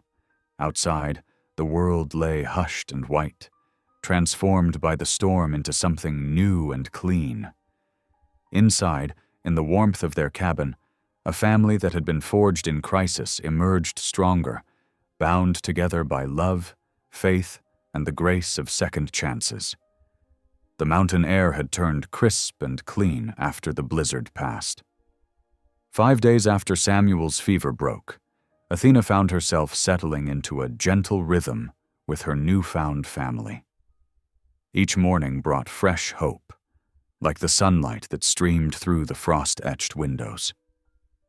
That particular evening, she sat at the rough-hewn table, mending one of Samuel's shirts by lamplight. The boy slept peacefully in his bed, recovered now from his illness. Ryan had just finished banking the fire for the night, his movements measured and familiar in the quiet cabin. Instead of retiring to his bedroll near the hearth as usual, Ryan lingered by the table. His weathered hands traced the wood grain as if searching for words in its patterns. Athena glanced up from her needlework, noting the troubled look in his eyes. Would you like some tea? She offered softly, setting aside her mending. Ryan nodded, sinking into the chair across from her. Much obliged. While she steeped the herbs, a comfortable silence filled the cabin, broken only by the occasional pop from the fireplace and Samuel's steady breathing. When she placed the steaming cup before Ryan, his fingers brushed hers briefly. The touch seemed to unlock something in him. I've been thinking, he said, his voice low and rough, about Mary, my first wife. Athena settled back into her chair, her hands folded in, her lap. She had wondered about the woman who had come before her, but had never pressed for details. It was during my trapping days, Ryan continued, staring into his tea. I'd leave her alone for weeks at a time, working the river lines. She never complained, though. Just smiled and said she'd be waiting when I returned. He took a deep breath, his broad shoulders tight with remembered pain. That spring she was carrying our first. I promised I'd stay close to home, but the beaver were running strong. Thought I could make enough in one last trip to see us through the winter. Athena could hear the self-recrimination in his voice. Her heart ached for the younger Ryan, not knowing his world was about to shatter. When I finally made it back, the cabin was too quiet. No smoke from the chimney. His voice cracked slightly. Found them both, Mary and our little girl. The fever had taken them 3 days before. His scarred hands clenched on the table. I'd been gone 2 weeks. If I'd been there, if I'd chosen them over the pelts. Athena reached across the table, laying her hand over his work-roughened knuckles. The touch seemed to startle him, but he didn't pull away. I stopped believing then, he admitted. Couldn't see how God could forgive me for putting greed before family. Tried drowning the guilt in whiskey for a spell, then just buried myself in work. Figured I deserved to be alone. "Oh, Ryan," Athena whispered, her eyes bright with tears. He turned his hand over, carefully holding hers. "When I found Samuel at that burned-out station, something shifted. Like God was offering me a second chance I didn't deserve." "We all deserve second chances," Athena said softly. She took a deep breath, gathering her courage. "I understand more than you might think." Ryan looked up, meeting her eyes across the lamplight. She saw only compassion there, giving her strength to continue. "My first baby came too early," she said, her free hand unconsciously pressing against her middle. "The midwife said sometimes it happens that way. But when it happened again with my second..." Her voice wavered. The whispers started. People said I must be cursed, that God was punishing me for some secret sin. Ryan's grip on her hand tightened. "Those people were wrong. I know that now, but back then..." She wiped at a stray tear. "My husband took sick not long after. When he died too, it seemed to confirm what everyone was saying. The boarding house was the only place that would take me in, and even there they treated you like you carried misfortune," Ryan finished quietly. Athena nodded. "I stopped going to church, stopped praying, couldn't bear to face a God who would take everything from me." "And now?" Ryan's question was gentle. She glanced toward Samuel's sleeping form, a small smile touching her lips. "Now I think perhaps he was shaping us both. All that pain, all that loss, it prepared us for this moment. For Samuel. For each other," Ryan added softly. The words hung in the air between them, delicate as frost. Athena felt her cheeks warm, but she didn't look away from his steady gaze. A small sound from Samuel's bed drew their attention. The boy was stirring, perhaps caught in a dream. Without discussion, they both rose and moved to check on him. Samuel's eyes fluttered open as they approached. "Papa? Mama?"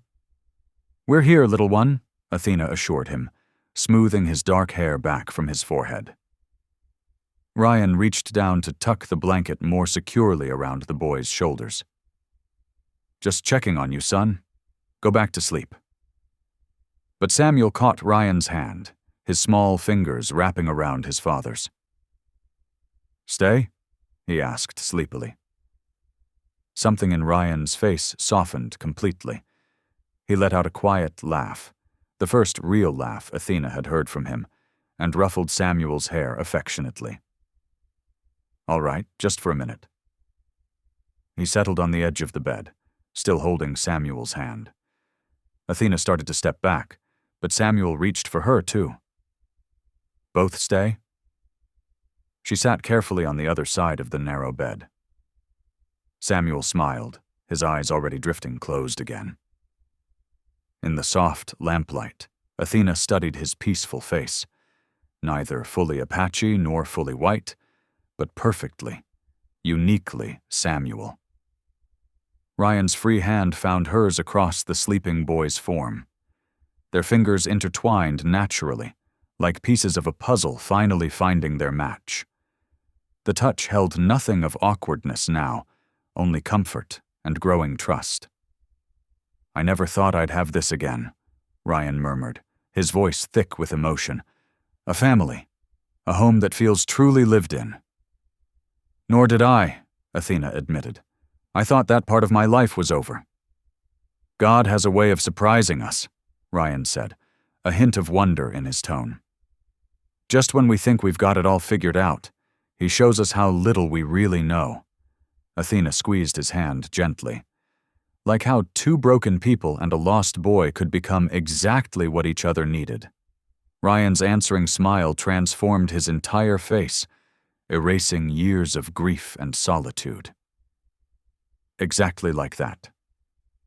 Samuel shifted in his sleep, pressing closer to Athena's side while maintaining his grip on Ryan's hand. The three of them formed a perfect circle of touch and trust, their shadows merging on the cabin wall behind them.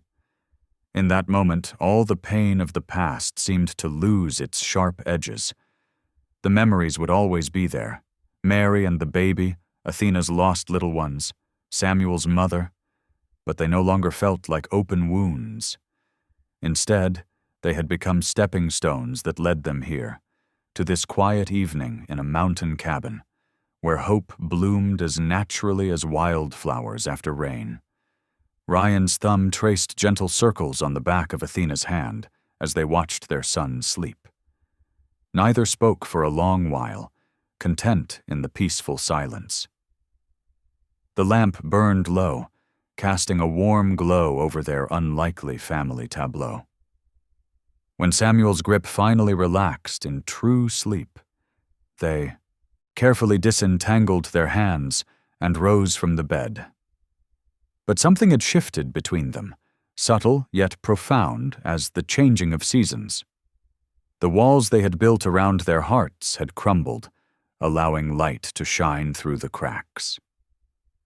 At the table, their cooling teacups sat forgotten, witnesses to the moment when shared pain transformed into shared healing. Outside, the stars wheeled above the snow-covered peaks, and the night wind sang softly of new beginnings.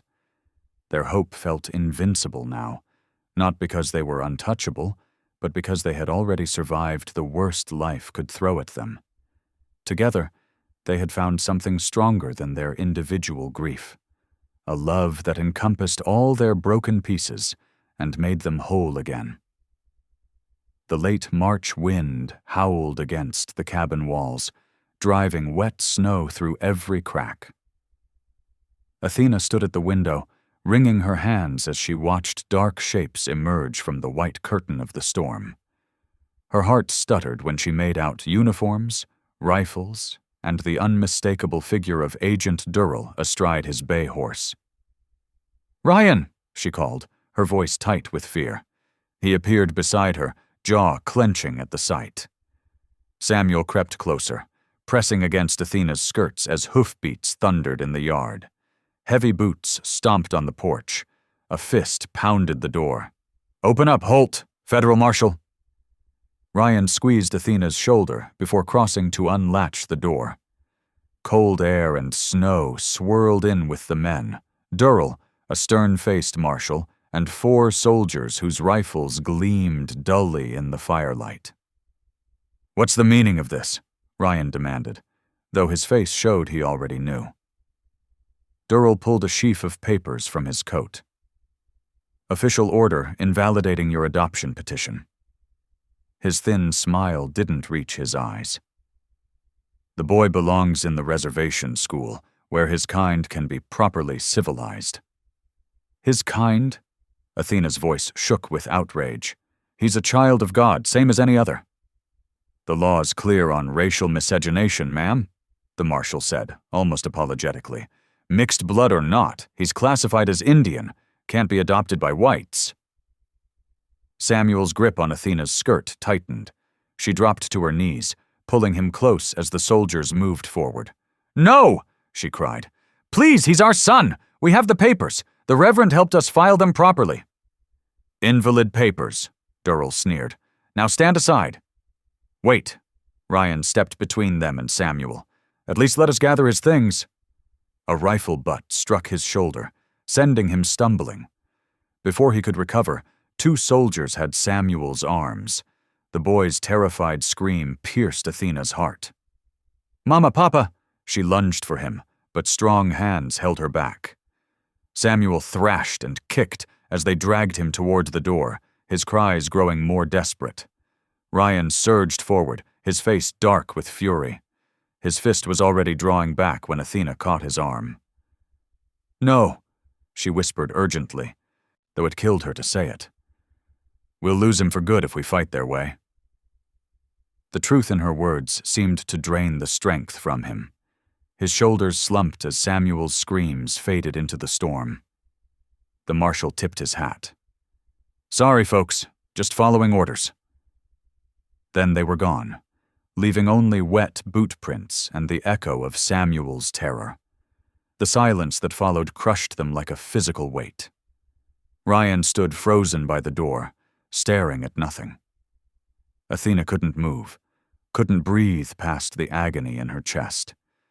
Finally, she forced herself to stand.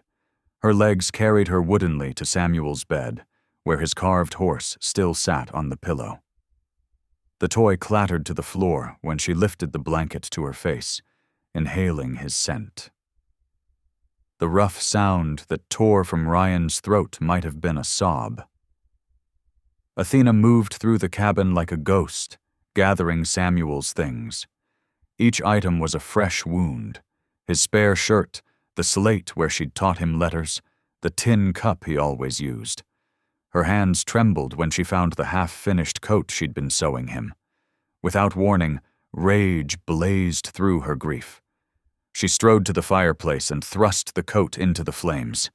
The fabric caught quickly, curling and blackening as if in pain. "Athena," Ryan's voice cracked. She couldn't answer. Her legs gave way and she crumpled, great heaving sobs racking her body. Ryan caught her before she hit the floor, gathering her against his chest. "He was so scared," she choked out. "Did you hear him calling for us? What will they do to him?" Ryan's arms tightened around her, his own tears falling into her hair. They clung to each other as the storm raged outside, matching the tempest of their grief. Through the longest night of their lives, they kept their vigil. Athena wept until no tears remained, then lay quietly against Ryan's heart, listening to its steady beat. He stroked her hair, murmuring broken prayers between shuddering breaths. When false dawn finally lightened the windows, they were still there. The fire had died to embers, but neither moved to rebuild it. What was the point of warmth when their son was gone? The charred remnants of Samuel's coat lay in the ashes, a bitter testament to their powerlessness against injustice and prejudice. Morning light crept across the floor, illuminating the scattered toys and papers, the debris of their shattered family's dreams. "We can't just sit here," Athena said as dawn broke. She stood from where they'd kept their vigil, her spine straightening with resolve. "There must be a legal way to fight this." Ryan looked up at her, his eyes red-rimmed but clearing. "The mission," he said slowly. "Reverend Pratt might know someone who can help." Within the hour, they had loaded the wagon with supplies.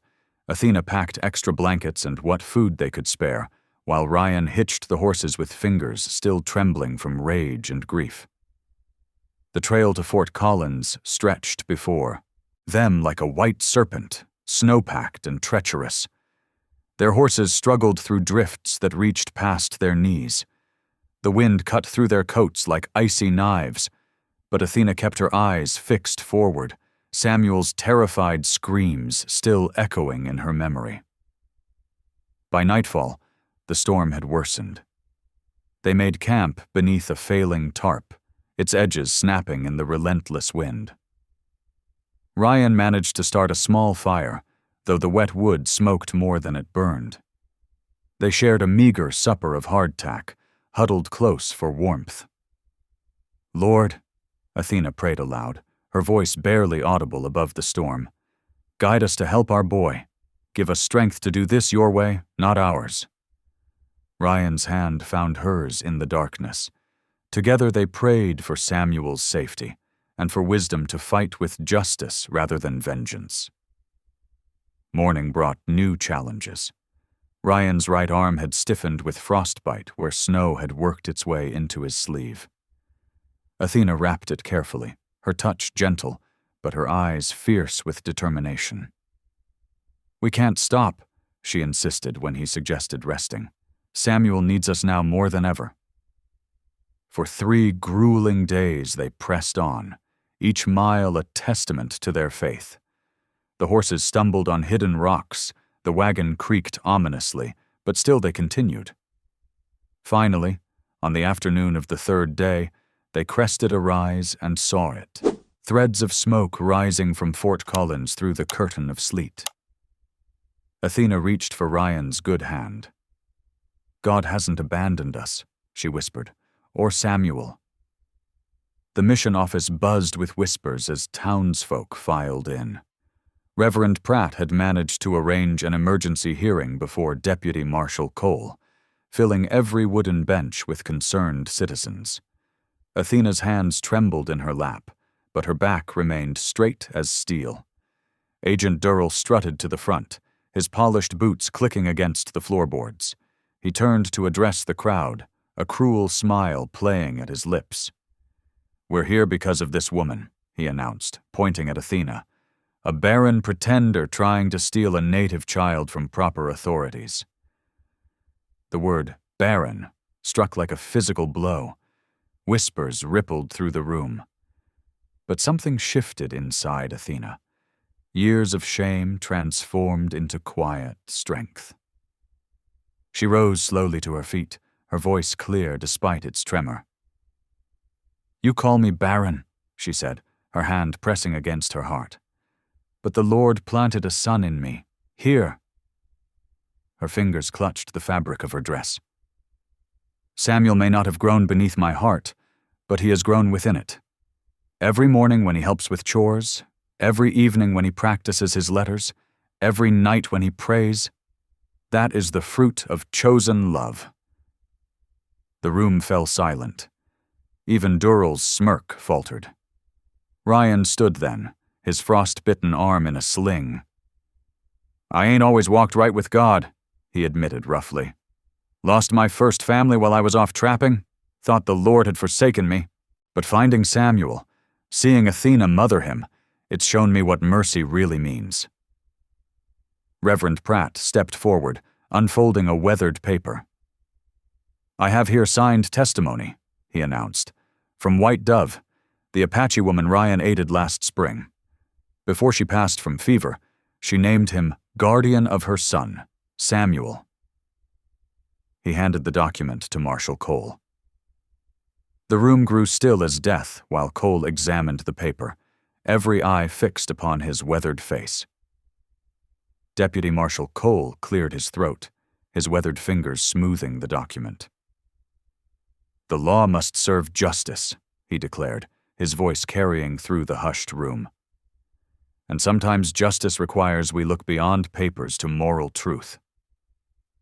He straightened his shoulders. "I hereby affirm Ryan and Athena Holt's guardianship of the boy Samuel, on moral grounds that supersede federal quotas." Agent Durrell's face twisted in rage. He snatched his hat from the bench, boots stomping across creaking floorboards as he stormed out into the snowy afternoon. The heavy door slammed behind him, but its echo was lost in the sudden murmur of approval from the gathered townsfolk. Outside the courthouse, fat snowflakes drifted like feathers from a pearl-gray sky. The sound of running feet made Athena turn. There was Samuel, breaking free from the mission sister's care, his dark eyes shining. He sprinted through the snow toward her, one hand clutching the small wooden cross she'd carved for him weeks ago. "Mama!" he cried, flinging himself into her arms. Athena caught him close, breathing in the scent of his hair, her tears falling warm against the cold air. Ryan's strong arm encircled them both, and for a long moment they stood wrapped together as the snow fell silently around them. The ride home through twilight felt like a dream. Their wagon moved through hushed white forests, the horses' hooves muffled in fresh powder. Samuel sat between them on the bench, telling his tale of the reservation school with growing animation, his hands gesturing in the fading light. Back in their cabin, the hearth blazed welcome. They shared a simple supper of beans and cornbread, but it tasted like feast food. Samuel kept talking, describing everything from the strict teachers to the other children, until his words grew slow with sleepiness. He curled up on the hearth rug between his parents, the firelight painting his peaceful face in amber as he drifted off to sleep. Ryan and Athena exchanged glances over their son's head, their hearts too full for words. Outside, the snow continued falling, wrapping their mountain home in pristine silence. 6 weeks after the courthouse victory, winter held the mountain valley in its gentle grip. Fresh snow draped every branch and fence post in pristine white, transforming Holt's Creek into a wonderland. The morning sun caught ice crystals in the air, making them sparkle like diamond dust. Ryan's axe rang steady against the chopping block, adding rhythm to the quiet day. His breath came out in white puffs as he split logs for the hungry stove. Every now and then, he paused to watch Samuel, who was rolling enormous balls of snow across the yard. The boy's red scarf, Athena's first gift to him, fluttered like a flag as he worked seriously on his snowman's middle section. Inside the warm cabin, Athena sat in her rocking chair by the window, needle flashing as she hemmed a new pair of trousers for Samuel. The boy grew so fast these days. Afternoon light spilled across her lap, catching the silver threads in her dark hair. She smiled, watching her son pat snow into place with mittened hands that she'd knitted herself. The cabin felt different now, alive with small sounds that spoke of family. Samuel's carved wooden animals lined the mantel. Ryan's boots sat neatly by the door where Athena had taught him to leave them. Dried herbs hung from the rafters, filling the air with summer's memory. Even the shadows held warmth, as if the walls themselves had learned to embrace. As dusk approached, Samuel finished his snowman, proudly setting Ryan's old felt hat atop its head. He came inside rosy-cheeked and stamping snow from his boots, heading straight for the cup of hot cider Athena had waiting. Ryan followed, bringing an armload of split wood for the evening fire. The lamp cast golden light across the plank floor as Ryan crossed to where Athena sat. He knelt beside her chair, taking her work-worn hand in his calloused one. His voice was soft but sure. "You kept my son alive," he said, "and made me believe again." His thumb traced gentle circles on her palm. "In mercy, in grace, in everything I'd lost faith in." Athena's eyes met his, bright with unshed tears. Her free hand touched his weathered cheek.